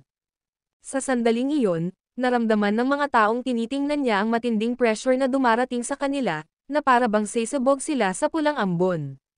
Natakot si Gloria nang maramdaman niya ang pressure na iyon. Siyempre, aware siya na taktika niya iyon para ipakita ang sarili niya. Gusto niyang gamitin niya ang kanyang kapangyarihan para protektahan ang kanyang sarili, at bilang resulta, ibunyag ang kanyang sarili. Iyon ang kasalukuyang layunin ni Levi. Siya ay magpapalabas ng labis na lakas na ito ay magtutulak sa mga taong iyon sa kawalan ng pag-asa, marahil kahit na kamatayan. Tiwala siya na, kapag naranasan ng salarin ang lasa ng kamatayan, ilalantad nila ang kanilang mga sarili upang mabuhay. Sa ibabaw, wala pa rin siyang napapansing kakaiba, dahil takot pa rin sa kanya ang lahat. Alam niyang ang kanyang target ay nakararanas ng matinding takot, ngunit mahirap para sa kanya na sabihin kung sino iyon mula lang doon. Iyon ang dahilan kung bakit hinahayaan sila ni Levi na maranasan kung ano ang pakiramdam ng kamatayan. Kumpiyansa siyang maghahayag ang salarin kapag papalapit na sa kamatayan dahil hindi nila alam kung nagpapanggap ba ito na papatayin sila o talagang pinapatay sila. Pagkatapos ng lahat, bakit siya, isang piling mandirigma, ay nagmamalasakit sa ilang buhay ng tao? Sa anumang kaso, kung hindi lumaban si Gloria, papatayin siya ni Levi. Gayunpaman, kung gagawin niya, pagkatapos ay ilantad niya ang kanyang sarili at mamamatay pa rin. Dumagundong. Lalong tumitindi ang pressure na inilalapat ni Levi sa kanila. Lalong lumakas ito sa pangalawa. Kahit na ang mga tunog ng dagandong ay naririnig. Basag, basag, basag. Nagsisimula ng mabitak ang kanilang mga buto nang bumukas ang mga sugat sa kanilang katawan. Puff! Umaagos ang dugo sa kanilang mga bibig. Ang kanilang mga katawan ay nasa bingit ng sumasabog mula sa presyon, gayunpaman, ang presyon ay tumataas pa rin. Pakiramdam ng lahat ay naghihiwalay ang kanilang buong katawan. Punit-punit din ang katawan ni Gloria dahil sa pilit niyang tinitiis. Ang masakit na mga hiyawan ay maririnig ng Ecclesiastic Order. Ang mga matataas na opisyal ng Holy Guild ay nagdilim ang mga ekspresyon. Kung tutuusin, sinisiraan sila ni Levi sa pamamagitan ng paggawa niyan. Gayunpaman, wala silang nagawa kundi ang manood. Ibinaling nila ang kanilang linya ng paningin kay Solocast upang tanungin ang kanyang mga opinyon. O baka mas tumpak na sabihing naghihintay sila sa kanyang utos dahil hindi nila matiis ang kahihiyang ibinabagsak ni Levi sa kanilang organisasyon. Hindi lang nila nagustuhan na hindi nirerespeto ni Levi ang Ecclesiastic Order. Pinapanood ni Solocast ang lahat ng bagay na may komplikadong ekspresyon. Wala siyang sinabi o utos. Lalong lumalakas ang pressure sa katawan ni Gloria at ng iba pa. Basag, basag. May nakitang mga bitek sa buong katawan nila. Ang kamatayan ay nagbabadya sa kanilang mga ulo. Mamamatay na ba ako? Si Gloria ay nahulog sa kawalan ng pag-asa. Talaga bang may balak si Levi na patayin kaming lahat? So, mas gusto niya tayong patayin kaysa pakawalan ang target niya. Oh no, anong gagawin ko? Ang video na ito ay edited by Urban Storytelling. Kabanata 3472. Gawin ang anumang gusto mo. Pinag-iisipan ni Gloria ang kanyang opsyon na tumakas. Kung tatakbo ako ngayon, baka magkaroon pa ako ng pagkakataong mabuhay. Alam kong mas malakas siya sa akin, pero sa tingin ko ay matatakasan ko siya. Bagaman, sa sandaling lumaban ako sa kanyang kapangyarihan, ilalantad ko ang aking sarili. Ang susunod na mangyayari ay talagang mahirap harapin. Baka habulin niya ako at ng Ecclesiastic Order hanggang sa mapatay nila ako. Isang talo-talo ang sitwasyon dahil kung hindi, mamamatay ako ngayon. Duda ako na titigil siya, at seryoso akong nagdududa na pakialam niya kung sa wakas ay patayin niya kami. Kung hindi ako lalaban, mamamatay ako nang hindi man lang ipinakita ang aking bagong nahanap na kapangyarihan. Gayunpaman, alam kong pagsubok niya ito para ilantad ang sarili ko. Anong gagawin ko? Nalilito si Gloria habang iniisip kung dapat ba siyang lumaban o tanggapin na lang ang kanyang kapalaran. Tulad ng iba, dumaranas din siya ng matinding sakit na nagtutulak sa kanya sa dulo ng kamatayan. Kinagat niya ang kanyang mga ngipin. Magsusugal na lang ako. Ayokong mamatay ng ganito. Ang pagtakas ay malamang na hindi magagarantiya ng aking kaligtasan dahil ako ay hahabulin. Baka mapatay pa ako sa kanya. Kung titiisin ko ito, malamang mamamatay ako, pero kung mabuhay ako, hindi niya ako pagdudahan. Bibigyan ako nito ng oras at pagkakataon na lumakas pa. Sana talaga hindi haantong sa kamatayan ko ang walang ginagawa. Ito ay isang mapanganib na taya para sa kanya upang makakuha ng isang pagkakataon upang mabuhay. Basag, basag. Lalong lumalakas ang pressure na ginagawa ni Levi sa kanila.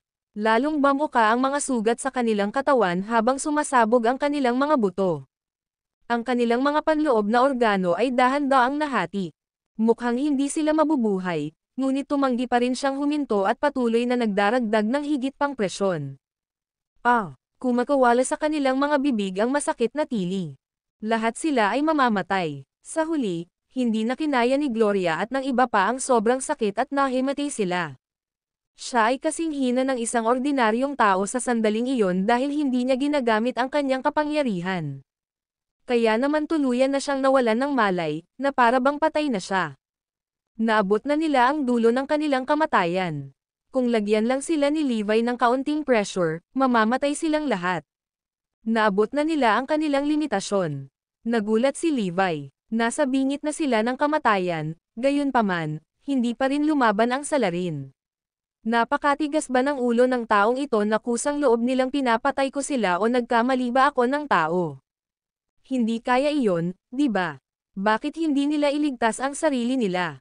Hindi makatwiran na hindi sila lumalaban. Kung ang taong ito ay talagang kasing lakas ng nakita ko, dapat ay sinusubukan nilang tumakas. Sinusubukan ko talagang patayin sila. Kalimutan mo na. Tatapusin ko na lang silang lahat ngayon.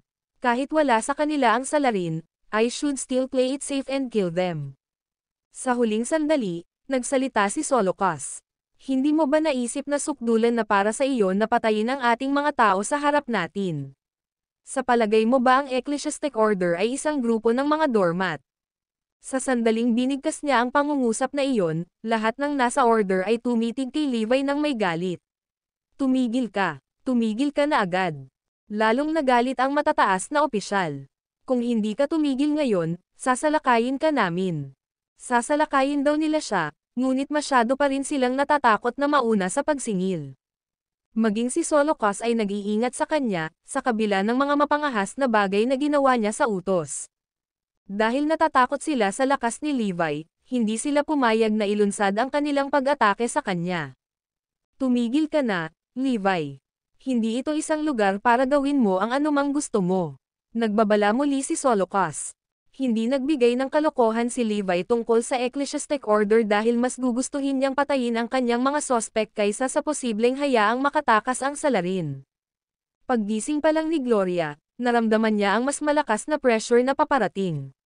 Nasa pintuan ako ng kamatayan ngayon. Papatayin tayo ni Levi. Hindi niya tayo pababayaan. Ang video na ito ay edited by Urban Storytelling. Kabanata 3473. Ito ay hindi tama. Anong gagawin ko? Isang pa ako sa kabaong ngayon.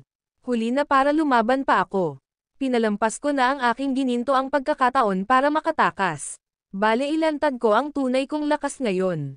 Papatayin ko siya. Walang pagkakataon para makatakas ako sa pagkakahawak niya sa kamatayan. Naririnig kong sumisigaw si Solocas at ang iba, pero kung hindi nila pipigilan si Levi physically, hindi. Ganito na ba ako mamamatay? Iniisip ko kung paano ako mamamatay kanina. Karamihan sa kanila ay kasama akong namamatay habang nakikipaglaban ako kay Levi. Akala ko mamamatay ako sa isang marahas na labanan laban sa kanya, ngunit ang pagkamatay ng ganito ay isang bagay na hindi ko akalain na mangyayari. Ito ay lubos na nakakahiya, ngunit wala akong magagawa. Hihintayin ko na lang ang kamatayan ko ngayon. Tumigil ka. Itigil mo na. Bulalas ni Solocas at ng iba pa. Sinubukan nilang pigilan siya, ngunit hindi sila pinapansin ni Levi. Papatayin niya ang lahat ng kanyang mga sospek, hindi alintana kung ang kanyang target ay talagang nagtatago sa kanila. Boom! Biglang napansin ni na Levi, Solocas, at ng iba pa na may nawala sa karamihan. Agad namang hinabol ni Levi ang taong iyon at hinayaan si Gloria. Ang taong biglang tumakas ay ang Bone Grandmaster. Nang pumunta si Gloria sa Ecclesiastic Tower, talagang sinundan niya ito. Halos nandoon lang siya para asikasuhin ang mga maliliit na isyu. Gayunpaman, hindi niya inaasahan na darating si Levi upang hanapin si Gloria at hindi ito nakatakas kahit na malapit na siya sa kamatayan. Noon niya naintindihan kung ano ang sinusubukan nitong gawin. Gayunpaman, talagang papatayin siya ni Levi, kaya hindi na siya makatayo at manood. Kung siya ay namatay, ang kanyang plano para sa paghihiganti ay mawawala. Nang malapit nang i-execute ni Levi si Gloria, tumakas ang Bone Grandmaster.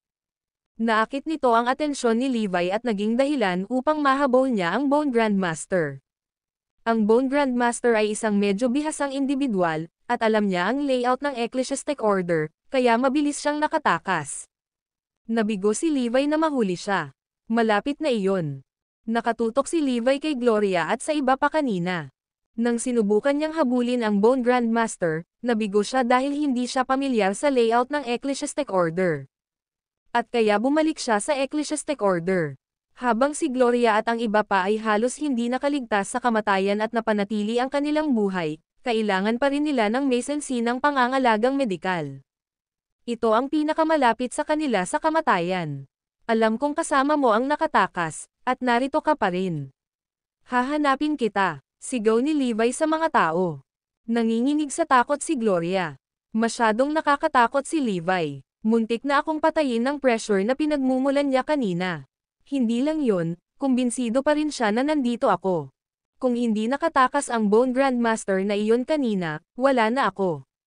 Kailangan kong lumakas ng mabilis para magkaroon ng pagkakataong manalo laban sa kanya. Kung hindi, mapupunta ako sa mga mapanganib na sitwasyon tulad nito. Muli na namang inilibot ni Levi ang kanyang tingin sa karamihan. Nakita niyang lahat ay naghihinala at hindi sabay-sabay. Bagaman, inalis niya pansamantala ang kanyang mga hinala tungkol kay Gloria at sa iba pang nakapaligid sa kanya dahil hindi siya nagpakita ng kanyang sarili kahit hanggang sa huli. Naisip niya na posibleng sa sandaling tumakas ang Bone Grandmaster, naabala siya nito ng matagal upang payagan ang salarin na makatakas din. Kung tutuusin, kung nanatili ang salarin, nanganganib silang malantad. Huwag kang mag-alala, babalik ako. Nagbabala si Levi at naghanda ng umalis. Sa sandaling iyon, malakas na umalangaw-ngaw ang boses ng mga matataas na opisyal. Hindi ito tama, Levi. Sa palagay mo kaya mo bang lumayo pagkatapos ng halos pagpatay ng ilang dosina ng ating mga tao? Maaari kang maging malakas, ngunit ang Ecclesiastic Order ay hindi binubuo ng isang grupo ng mga natalo. Whoosh! Isang alon ng malakas na aura ang agad na nalock kay Levi. Ang video na ito ay edited by Urban Storytelling. Kabanata 3474. Come and kill me, wag kang manok. Maging si Solocos at ang iba ay nakataas ang kilay habang pinagmamasdan si Levi. Lalong lumakas ang tensyon sa hangin kaya maaaring hiwain ng talam. Ang mga aksyon ni Levi ay tumapak sa pagmamataas ng Ecclesiastic Order. How dare he threaten to kill our people right before our eyes? Nakakainsulto yan. Buti na lang at hindi siya kumilos. Kung hindi, nakakahiya para sa Holy Guild. Karamihan sa mga taong naruroon ay nag-uumapo sa galit. Tumanggi silang kutsain sa ganoong lawak. At saka, si Levi ay isa lamang pasaway mula sa labas ng mundo. Karamihan sa mga sekta mula sa Ecclesiastic Order ay nasanay sa mga gawa ni Levi, dahil sila ay nagdusa sa kanyang mga kamay dati.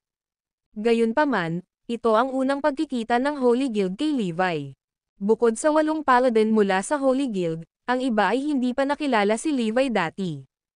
Siyempre, galit sila. Mayroon silang lahat ng karapatan na maging.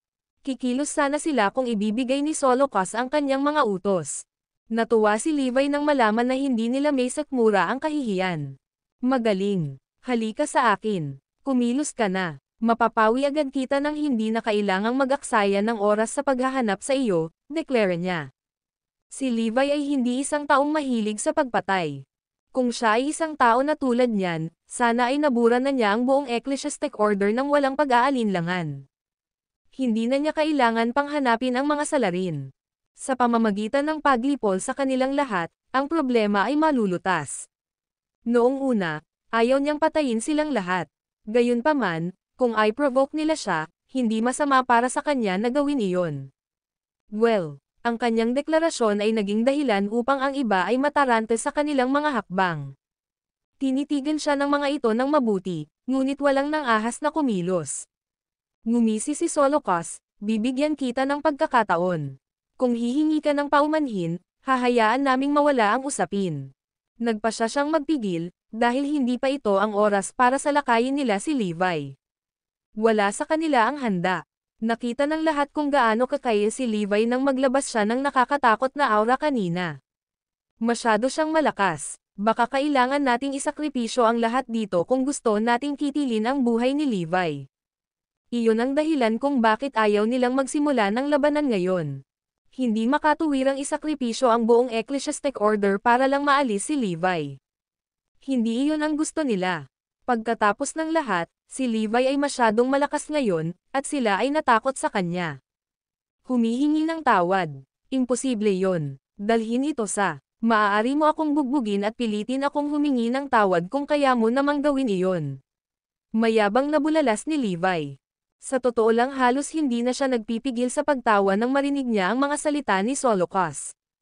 Ang kanyang pagmamataas ay nagsilbi lamang na mag-alab sa galit ng Holy Guild. Itinuro ng isang matanda si Levi at mamulong, Levi, huwag mong ipilit ang swerte mo. Dapat kang humingi ng tawad kapag binigyan ka namin ng pagkakataong gawin ito. Ang ating pasensya ay may hangganan. Boom! Isang invisible aura ang lumabas mula kay Levi at yumanig sa buong lugar. Basag. Kasunod ng nakakakilabot na tunog, ang braso ng matanda ay sumambulat sa ambon ng dugo. Nagbabaka sakali akong ituro mo ulit ako. Galit na sigaw ni Levi. Ikaw, boom. Ang isa pang matanda ay nakapagsalita pa lamang ng isang salita nang siya ay sumabog kaagad sa isang ambon ng dugo. Sino pa? Panunuya ni Levi. Sinugatan niya ang isang matanda at tinapos ang buhay ng isa pang matanda. Bumangon ang takot sa puso ng mga miyembro ng Ecclesiastic Order at ng Holy Guild. Nakanganga sila sa kanya na hindi makapaniwala at tumahimik. Tinakpan ng takot ang kanilang mga lalamunan, at hindi man lang sila ng ahas na huminga ng malakas. Paano kung tuluyan na kaming patayin ni Levi? Wala na kaming lakas ng loob na i-provoke siya. Si Solocos at ang iba pa ay nagalit, ngunit wala silang lakas ng loob na gumawa ng kahit ano sa ngayon. Nabaluktot ang takot sa kanilang loob nang makita nila kung gaano kahusay si Levi. Masyado siyang malakas para talunin nila ngayon. Hindi sila tugma sa kanya. Kakailanganin ng maraming pagsisikap para mailabas siya. May iba pa bang gustong humingi ako ng tawad? Kaya ko naman, pero kailangan mong mamatay para tanggapin ang paghingi ko ng tawad. Halika, kunin mo ang aking buhay. Huwag kang duwag, pang-iinis ni Levi. Naglabas siya ng malakas na aura at pinigilan ang iba pang mga elite sa Holy Guild. Para bang hinahamon niya ang mga ito sa isang labanan para matukoy ng magkabilang panig kung sino ang mananalo. Rumble, rumble. Ang aura na nagmumula kay Levi ay lumikha ng isang malakas na dagandong katulad ng dagandong ng kulog. Isa itong sadyang pagbabante at insulto sa Holy Guild. Tara, laban tayo. Mga duwag ba kayo? Nagpatuloy si Levi sa paghahagis ng mga sarkastikong salita. Ang video na ito ay edited by Urban Storytelling. Kabanata 3475. Ang scheme ni Solocos. Si Solocos at ang iba ay nataranta. Malamang na ang organisasyon ay kailangang magdusa ng malaking kawalan kung sila ay sumang-ayon sa labanan. May posibilidad na mabubuhay pa si Levi kahit na pagkatapos nilang isakripisyo ang lahat doon. Sa katunayan, ang isang away ay magpapagaan sa kanilang pakiramdam at magbibigay daan sa kanila na alisin ang kahihiyan. Nako, napakabigat ng presyong babayaran. Si Solocos ay kailangang manood habang ang Ecclesiastic Order ay nawala sa pag-iral sa ilalim ng kanyang utos. Gayunpaman, kung tumanggi silang tanggapin ang hamon, ang Ecclesiastic Order at ang Holy Guild ay ipapako sa haligi ng kahihiyan. Iyon ang magiging pinaka-nakakahiya nilang araw kailanman. Isang reprobate mula sa labas ng mundo ang nagpilit sa kanila na magpasakop. Paano nila ipapaliwanag sa mga nakatataas ng Ecclesiastic Order at Minister? Sa katunayan, ang dignidad ng Ecclesiastic Order ay masisira sa kanilang mga kamay. Ano ang dapat nating gawin? Dapat ba nating tanggapin ang kanyang hamon? Tingnan mo kung gaano tayo kaya yabang ni Levi. Huwag kang atres. Halika, kunin mo ang aking buhay. Bibigyan kita ng pagkakataon na gawin iyon. Nagpatuloy si Levi sa pangungutya. Napalingon ang lahat kay Solocos. Naghihintay sila ng kanyang order. Kapag naihatid na niya ang kanyang utos, sisingilan ng mga elite ng Ecclesiastic Order si Levi. Hindi sila titigil hanggat hindi sila namamatay. Siyempre, may ilan na umaasa na hindi magkakaroon ng away, dahil natatakot sila kay Levi. Hinding-hindi sila mangangahas na harapin si Levi sa isang away. Kaya, sila ay may opinyon na ang labanan ay hindi dapat magsimula. Ito ay ligtas na sabihin na halos 70% ng mga miyembro ay hindi nais na tanggapin ang hamon ni Levi. Iilan lamang na mahilig sa pakikipaglaban ang gustong tumanggi sa kanyang hamon. Kaya, lahat ay tumitig kay Solocos, naghihintay ng kanyang desisyon. Dahil walang kumikilos, tumawa ng mahina si Levi. Kung hindi ka lalaban, aalis na ako. Saka siya nagmarcha palayo sa mayabang na paraan. Sa kabila ng hindi mabilang na mga miyembro, ang Ecclesiastic Order ay hindi nang ahas na pigilan siya sa pag-alis. Nakatingin lang sila habang iniiwan niya sila. Ang mga miyembro ay naghihintay sa utos ni Solocos, ngunit ang huli ay hindi umimik. Matagal na hindi umimik si Solocos. Unti-unting nawala ang figure ni Levi sa paningin. Noon, nanatiling tahimik si Solocos. Napahamak na tayo. Ang lahat ay lubos na nanlumo. Ang labanan ay hindi naganap, at ang Ecclesiastic Order ay mapapako sa haligi ng kahihiyan. iyon ay hindi maiiwasan. Sa huli, nanatili silang nakaugat sa kanilang mga lugar at walang nagawa nang umalis si Levi sa lugar. Sa kabila ng pag-insulto at pagpapahiya sa kanila, umalis si Levi nang walang gasgas. Master Solocos, mangyaring ibigay sa amin ang iyong mga order. Kunin natin ang buhay niya. Hindi kami natatakot na mamatay basta't mapangalagaan namin ang dignidad ng Ecclesiastic Order. Nakiusap agad ang mga mahilig makipag-away. Handa silang magsimula ng laban. Sa katunayan, marami ring ipokrito ang nakiisa at humiling na magsimula ng labanan. Nang narito si Levi, takot na takot sila na nanginginig ang kanilang mga binti. Ngayong wala na siya rito, bumalik sila sa dati nilang mapagmataas na sarili. Hindi, wala talaga akong tiwala. Walang paraan na sisimulan ko ang isang laban nang hindi nagtitiwala na ako ang mananalo dito. Sagot ni Solocos. Nang marinig iyon, natahimik ang mga tao. Sa katunayan, walang nakatitiyak na matatalo nila si Levi. Siya ang kanilang pinakamalaking kinatatakutan kailanman. Kung tatalikuran tayo dahil sa takot, paano naman ang dignidad ng Ecclesiastic Order? Pinahiya nila ang kanilang mga nakatatanda.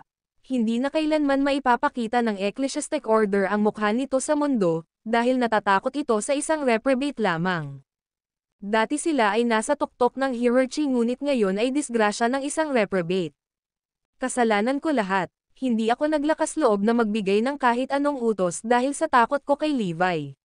Natakot ako na ang Ecclesiastic Order ay mapahamak sa kanyang mga kamay kung tatanggapin natin ang kanyang hamon, pag-amin ni Solocos. Kinuha niya ang lahat ng sisihin sa kanyang sarili. Gayunpaman, ang kanyang mga aksyon ay nagsilbi lamang upang madagdagan ang tiwala ng lahat sa kanya.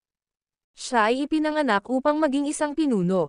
Ito ay isang pagkatalo, isang nakakahiyang insidente, ngunit sapat na matalino si Solocos upang gamitin ito upang makuha ang tiwala at katapatan ng lahat. Sa sandaling iyon, seryosong nakatingin sa kanya ang lahat. Ang mga labi ni Solocos ay pumulupot sa isang mapanlinlang na ngiti ng maingat. Obviously, sinadya niya ito. Ang video na ito ay edited by Urban Storytelling. Kabanata 3476. Dapat ko bang gamitin si Floyd? Sa lahat ng oras, ginagamit ni Solocos ang sitwasyon. Ang pagtanggap sa hamon na ibinigay ni Levi ay hindi mahalaga, dahil ang kanyang pangunahing layunin ay upang manalo sa masa. Wala doon si Minister, at kaya niyang kontrolin ang buong Ecclesiastic Order, ngunit hindi nito mababago ang katotohanan na siya ay stand-in lamang. Hindi naisip ng maraming miyembro na siya ang pinuno ng Ecclesiastic Order. Karamihan sa kanila ay hindi nasisiyahan sa balita. Kaya naman, wala siyang kontrol sa masa, dahil hindi sila nakikinig sa kanya ng mabuti. Ang Ecclesiastic Order ay nasa panganib, at ang masa ay inihalal lamang siya upang lutesin ang problema. Hindi talaga nila siya kinilala bilang pinuno ng Ecclesiastic Order. Kung tutuusin, mayroon lamang silang respeto kay ministro, at si Solocos ay isang deputy minister lamang. Maaari niyang pansamantalang kunin ang pwesto para harapin ang ilang problema. Gayunpaman, hindi niya kailanman papawiin ang kanilang pag-aalala o makukuha ang kanilang paggalang. Hindi iyon ang gusto niya. Bukod dito, ang paksayo ni Solocos ay gustong sakupin ang buong Ecclesiastic Order. Ang laban nina Levi at Gloria ay nagpahintulot sa kanya na sakupin ang Ecclesiastic Order ng mas maaga kaysa sa inaasahan niya. Ngayon, ang gusto niyang gawin ay makuha ang kanilang paggalang. Nagkataon na nagpakita si Levi, kaya agad niyang ginamit ang pagkakataon para makuha ang tiwala ng lahat at kontrolin ng buo ang Ecclesiastic Order. Kahit na ang ministro ay bumalik sa ibang araw, huli na para baguhin ang mga bagay. Binigyan ni Solocos ang karamihan ng isang nakakahiyang yumoko. Kasalanan ko lahat, inilagay ko ang Ecclesiastic Order sa kahihiyan. Hinayaan kong mapahiya ang utos. Habang inaako niya ang kabuuang responsibilidad at ipinakita kung gaano siya ka-responsible, inisip ng lahat na siya ang pinuno na gusto nila noon pa man. Kaya, nagsimula silang magtiwala kay Solocos at inisip siya bilang gulugad ng Ecclesiastic Order. Maaari silang maging kalmado ngayong nandito na si Solocos at ang Holy Guild. Sa halip na utusan sila, ang isang pinuno ay dapat na yumako ng responsibilidad sa kanilang pinakamadilim na sandali. Sabay-sabay, may sumigaw, Master Solocos, hindi ibig sabihin na natatakot kami kay Levi. Binibigyan namin siya ng pagkakataong mabuhay. Ang Ecclesiastic Order ay may kontrol sa mahabang panahon. Kung kukunin natin ang buhay niya ngayon, hindi magiging masaya. Sumang-ayon naman ang iba at nag-chime in, oo, tama. Maaring kami ay mga duwag na hindi naglakas loob na tanggapin ang kanyang hamon. Gayunpaman, binibigyan namin siya ng pagkakataong tumakas para sa kanyang buhay.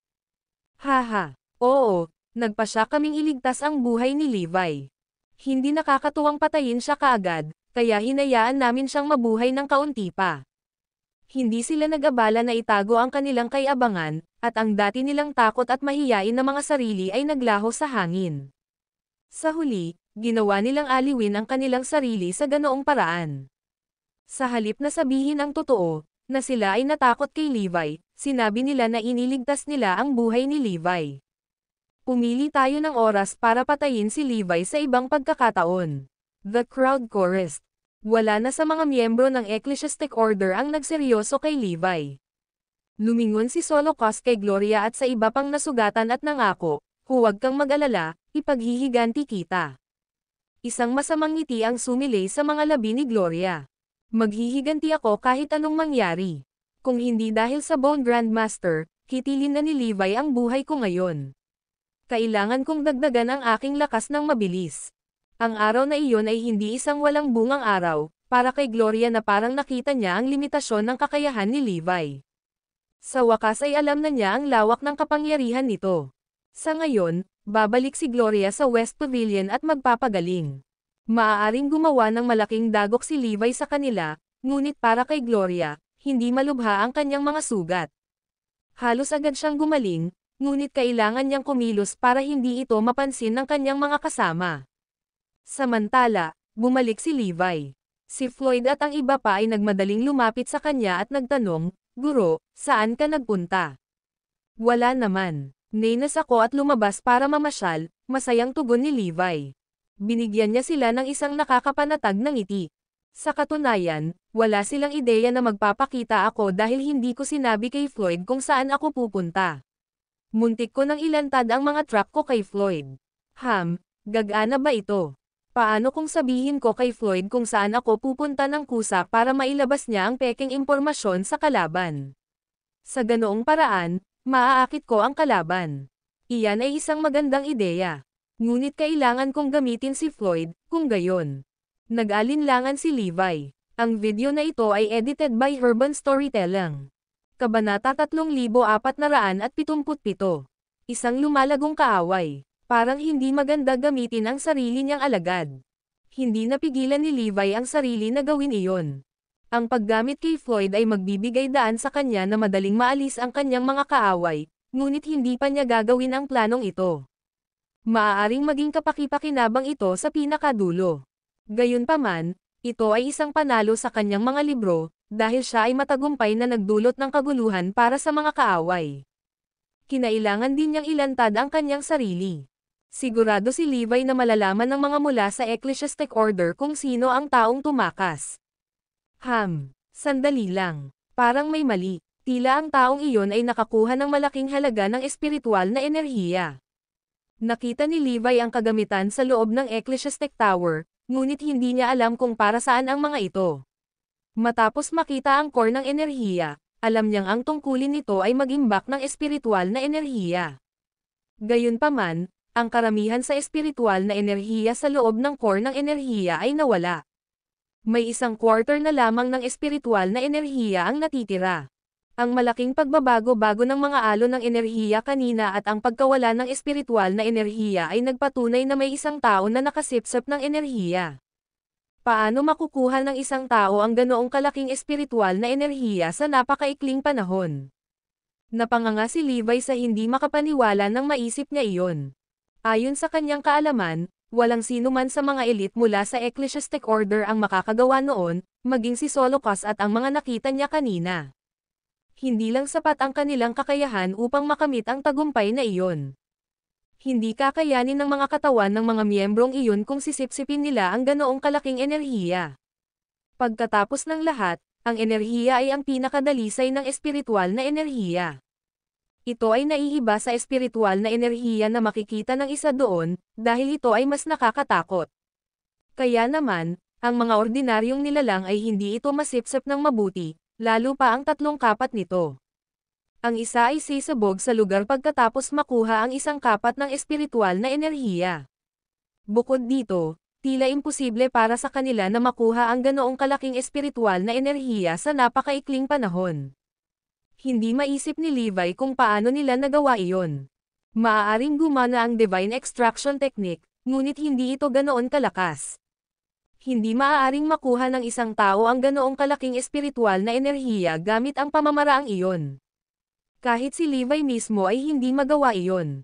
Oh, maghintay ka. Makamit kaya ng pamamaraan ni Forlivia ang tagumpay na iyon. Siya ang pinakamabilis na tao sa pagsipsip ng espiritual na enerhiya. Walang ibang makakatalo sa kanya sa bagay na iyon.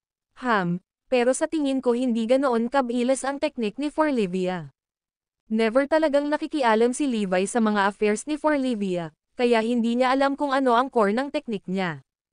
Kung hindi, malalaman niya agad kung sino ang lumalamon. Nagdilim ang tingin ni Levi. Mukhang mabilis na lumaki ang kalaban sa loob ng maikling panahon. Parang nakakatakot talaga. Hindi ako makapaniwala na nakuha niya ang tatlong kapat ng espiritual na enerhiya ng napakabilis. Magdudulot ito ng problema para kay Levi kung patuloy na lumaki ang kanyang kaaway. May nagsabi sa kanya na ang kaaway na ito ay abnormal na malakas sa sandaling iyon. Maaaring hindi niya kapareha ang tao, ngunit sinusubukan niyang maging kasing lakas niya. Sa paghusga sa bilis ng paglaki ng tao, malinaw na magpapatuloy siya sa paghahanap ng iba pang mga paraan upang madagdagan ang kanyang lakas. Kung hindi pinansin ni Levi, lalago ang kanyang kaaway sa hindi maabot na taas. Nagpa siya siyang alamin kung sino ito bago pa huli ang lahat. Kung hindi, ang mga kahihinatnan ay magiging kakilakilabot. Kahit kailan sa buhay niya ay hindi siya nakatagpo ng taong kayang sumipsap ng ganoon kalaking enerhiya. Ito ay tiyak na magiging isang mahirap na hamon. Hindi nagtagal, dumating ang balita mula sa Ecclesiastic Order. Ang taong nakatakas ay isang taksil mula sa Medical Guild. Ilang taon na siyang nawawala. Nagsalubong ang kilay ni Levi nang malaman niya ang balita. Ang galing talaga ng lalaki na makatakas sa ilalim ng mga mata ko. Ayon sa Ecclesiastic Order, matagal na siyang nagtatago. Bakit siya nagpakita ngayon? Gayunpaman, sigurado si Levi sa isang bagay, malamang na gustong maghayganti ang taksil laban sa Ecclesiastic Order. Kahit papaano, naramdaman ni Levi na hindi iyon ang taong hinahanap niya. Ang taong hinahabol niya ay ibang tao. Gayunpaman, ang ilang mga sospek na nasa isip niya ay hindi nagbigay ng kanilang sarili. Imposible. Malapit na silang mamatay. Bakit hindi sila gumanti? Walang kwenta yan. Hindi makapaniwala si Levi. Hindi niya alam kung gaano determinado ang kanyang kalaban. Sa kabila ng pagiging abnormal na malakas, tumanggi ang kanyang kaaway na kumilos sa bingit ng kamatayan.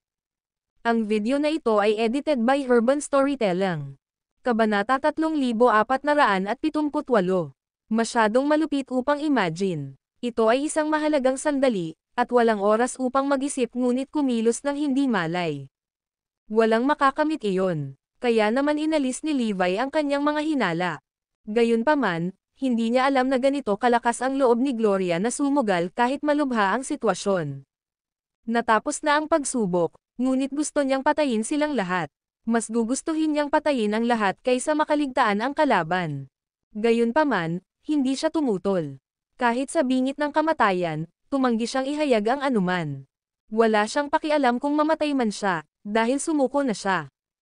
Hindi alam ni Levi na aabot siya sa ganito.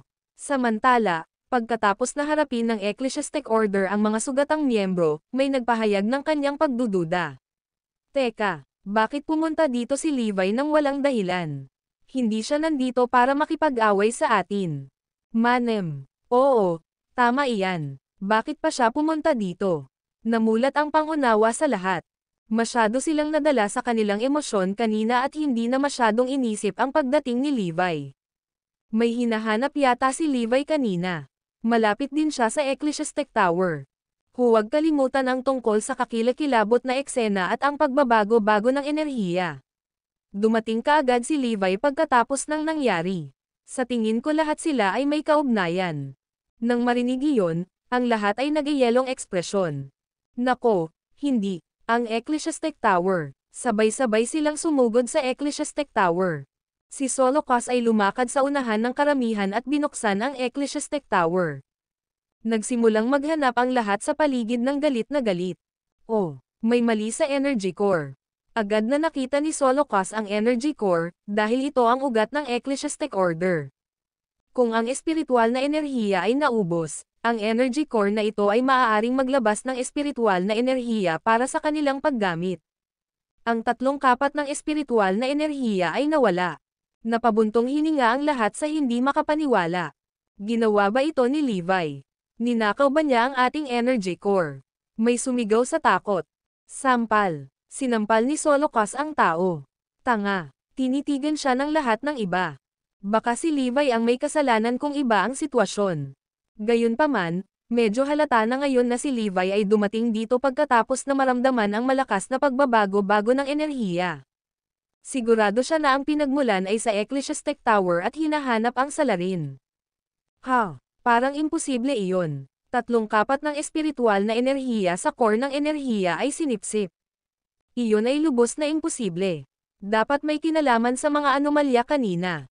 May sumipsip ba ng espiritual na enerhiya ng mag-isa upang madagdagan ang kanyang lakas at naging sanhi ng mga anomalya?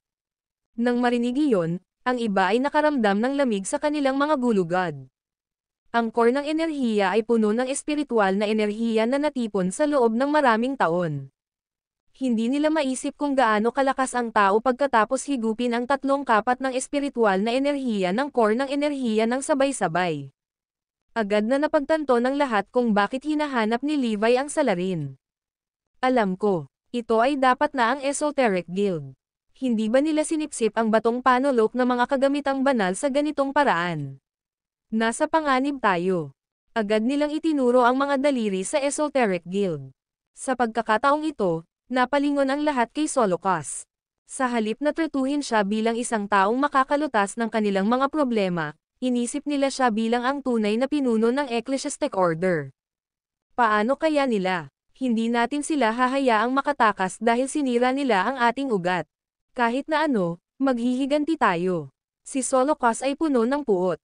Alam niyang kailangan siya ng lahat sa ngayon, kaya kailangan niyang gampanan ang kanyang papel. Okay. Deklara niya. Ang adrenaline ay dumaloy sa ugat ng lahat. Si Gloria ay nagpapagaling, ngunit ang kanyang mga sugat ay hindi naging hadlang sa kanya na makipag-ugnayan kay Floyd sa pamamagitan ng isang kakaibang trick. Sinabi niya sa kanya kung paano siya nasaktan at kung paano siya muntik na mapatay ni Levi. Namula si Floyd sa takot. Hindi niya alam na muntik nang patayin ng kanyang amo si Gloria. No wonder bumalik si Master at hindi sinabi sa akin kung saan siya nagpunta. Ang video na ito ay edited by Urban Storytelling. Kabanata 3479. Nagsisimula na siyang maghinala sa iyo. Paano kaya niya? Muntik na niyang kitilin ang buhay ni Gloria. Masyadong emosyonal si Floyd na halos mawalan na siya ng gana. Kung tutuusin, muntik nang mapatay ang babae niya. Paanong hindi siya magagalit? Hindi niya maisip kung ano ang magiging buhay kung wala si Gloria. Dapat ba niyang baliwalain ito, o dapat ba siyang maghayganti sa pamamagitan ng pagpatay sa kanyang amo?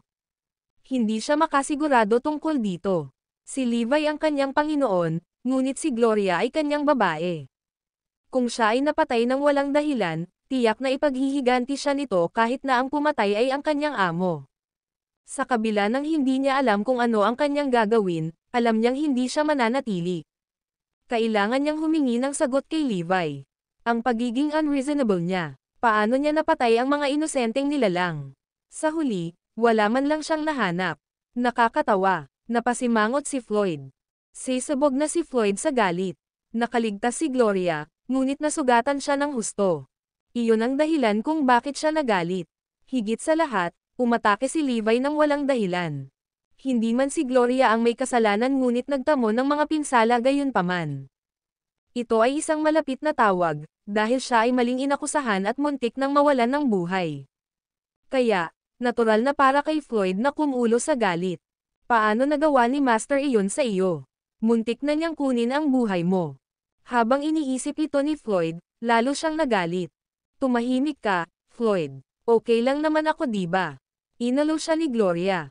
Si Floyd ay isang galit na hayop sa ngayon, nadidismaya, mabisyo, at hindi kayang kilalanin ang kanyang pinakamalapit na kamag-anak. Kaya niyang gawin ang lahat alang-alang sa kanyang minamahal. Sa katunayan, malapit na siyang mawalan ng gana. Paano ako makakalma? Kailangan kong tanungin si Master kung bakit siya nagkaganyan. Hindi lang ikaw, dahil inosente rin ang iba. Hindi siya isa na papatay ng mga inosenteng nilalang. Hindi mapakali si Floyd. Galit na sinabi niya, kakausapin ko siya ngayon. Hindi ko na matiis. Bago pa siya makaalis ay pinigilan siya ni Gloria. Hindi. Ilantad mo ako kung pupunta ka sa kanya. Ipagpalagay niyang traidor ako at papatayin niya ako kaagad. Magtiwala ka sa akin. Bale kung hindi niya ako makilala. Kung makikilala niya ako, magsisimula siyang maghinala sa akin at papatayin ako nang walang anumang ebidensya. Agad na kumalma si Floyd, dahil naiintindihan niya ang pag-aalala nito. May hinala si Levi kaya kapag nakilala niya kung sino si Gloria ay tiyak na papatayin niya ito.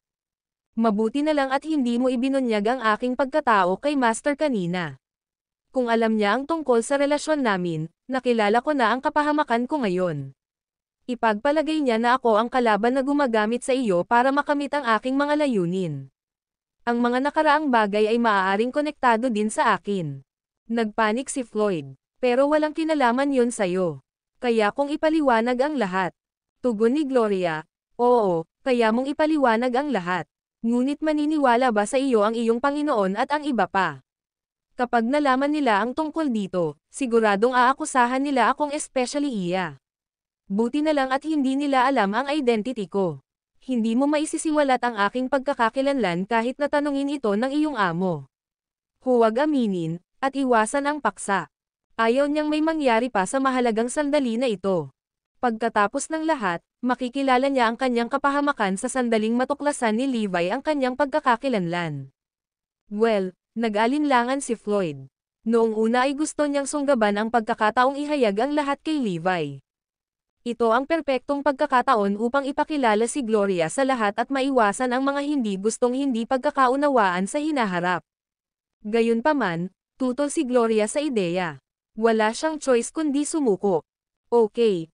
I got it, sagot niya. Huwag kang mag-alala, magpapagaling ako saglit, paniniguro ni Gloria sa kanya. Siya nga pala, parang iniiwasan ako ni Master. Ni hindi niya sinasabi sa akin kung saan siya pupunta o kung ano ang ginagawa niya ngayon, biglang pagsisiwalat ni Floyd. Napabuntong hininga si Gloria. Ibig sabihin nagsisimula na siyang maghinala sa iyo. Ang video na ito ay edited by Urban Storytelling. Kabanata 3480. Walang kwentang pon. Siguro dahil konektado sa iyo ang mga nakaraang insidente. Hindi direktang nag-leak ka ng balita. Hindi siya naghihinala sa iyo. Natatakot siyang malik mo ang impormasyong sinasabi niya sa iyo at maapektuhan ang plano niya sa hinaharap, paliwanag ni Gloria. Sa pagkakataong ito, muntik nang mahuli ni Master ang isang tao sa akto, isang taksil ng ecclesiastic order. Nagsisilbi lamang iyon upang patunayan na tama siya.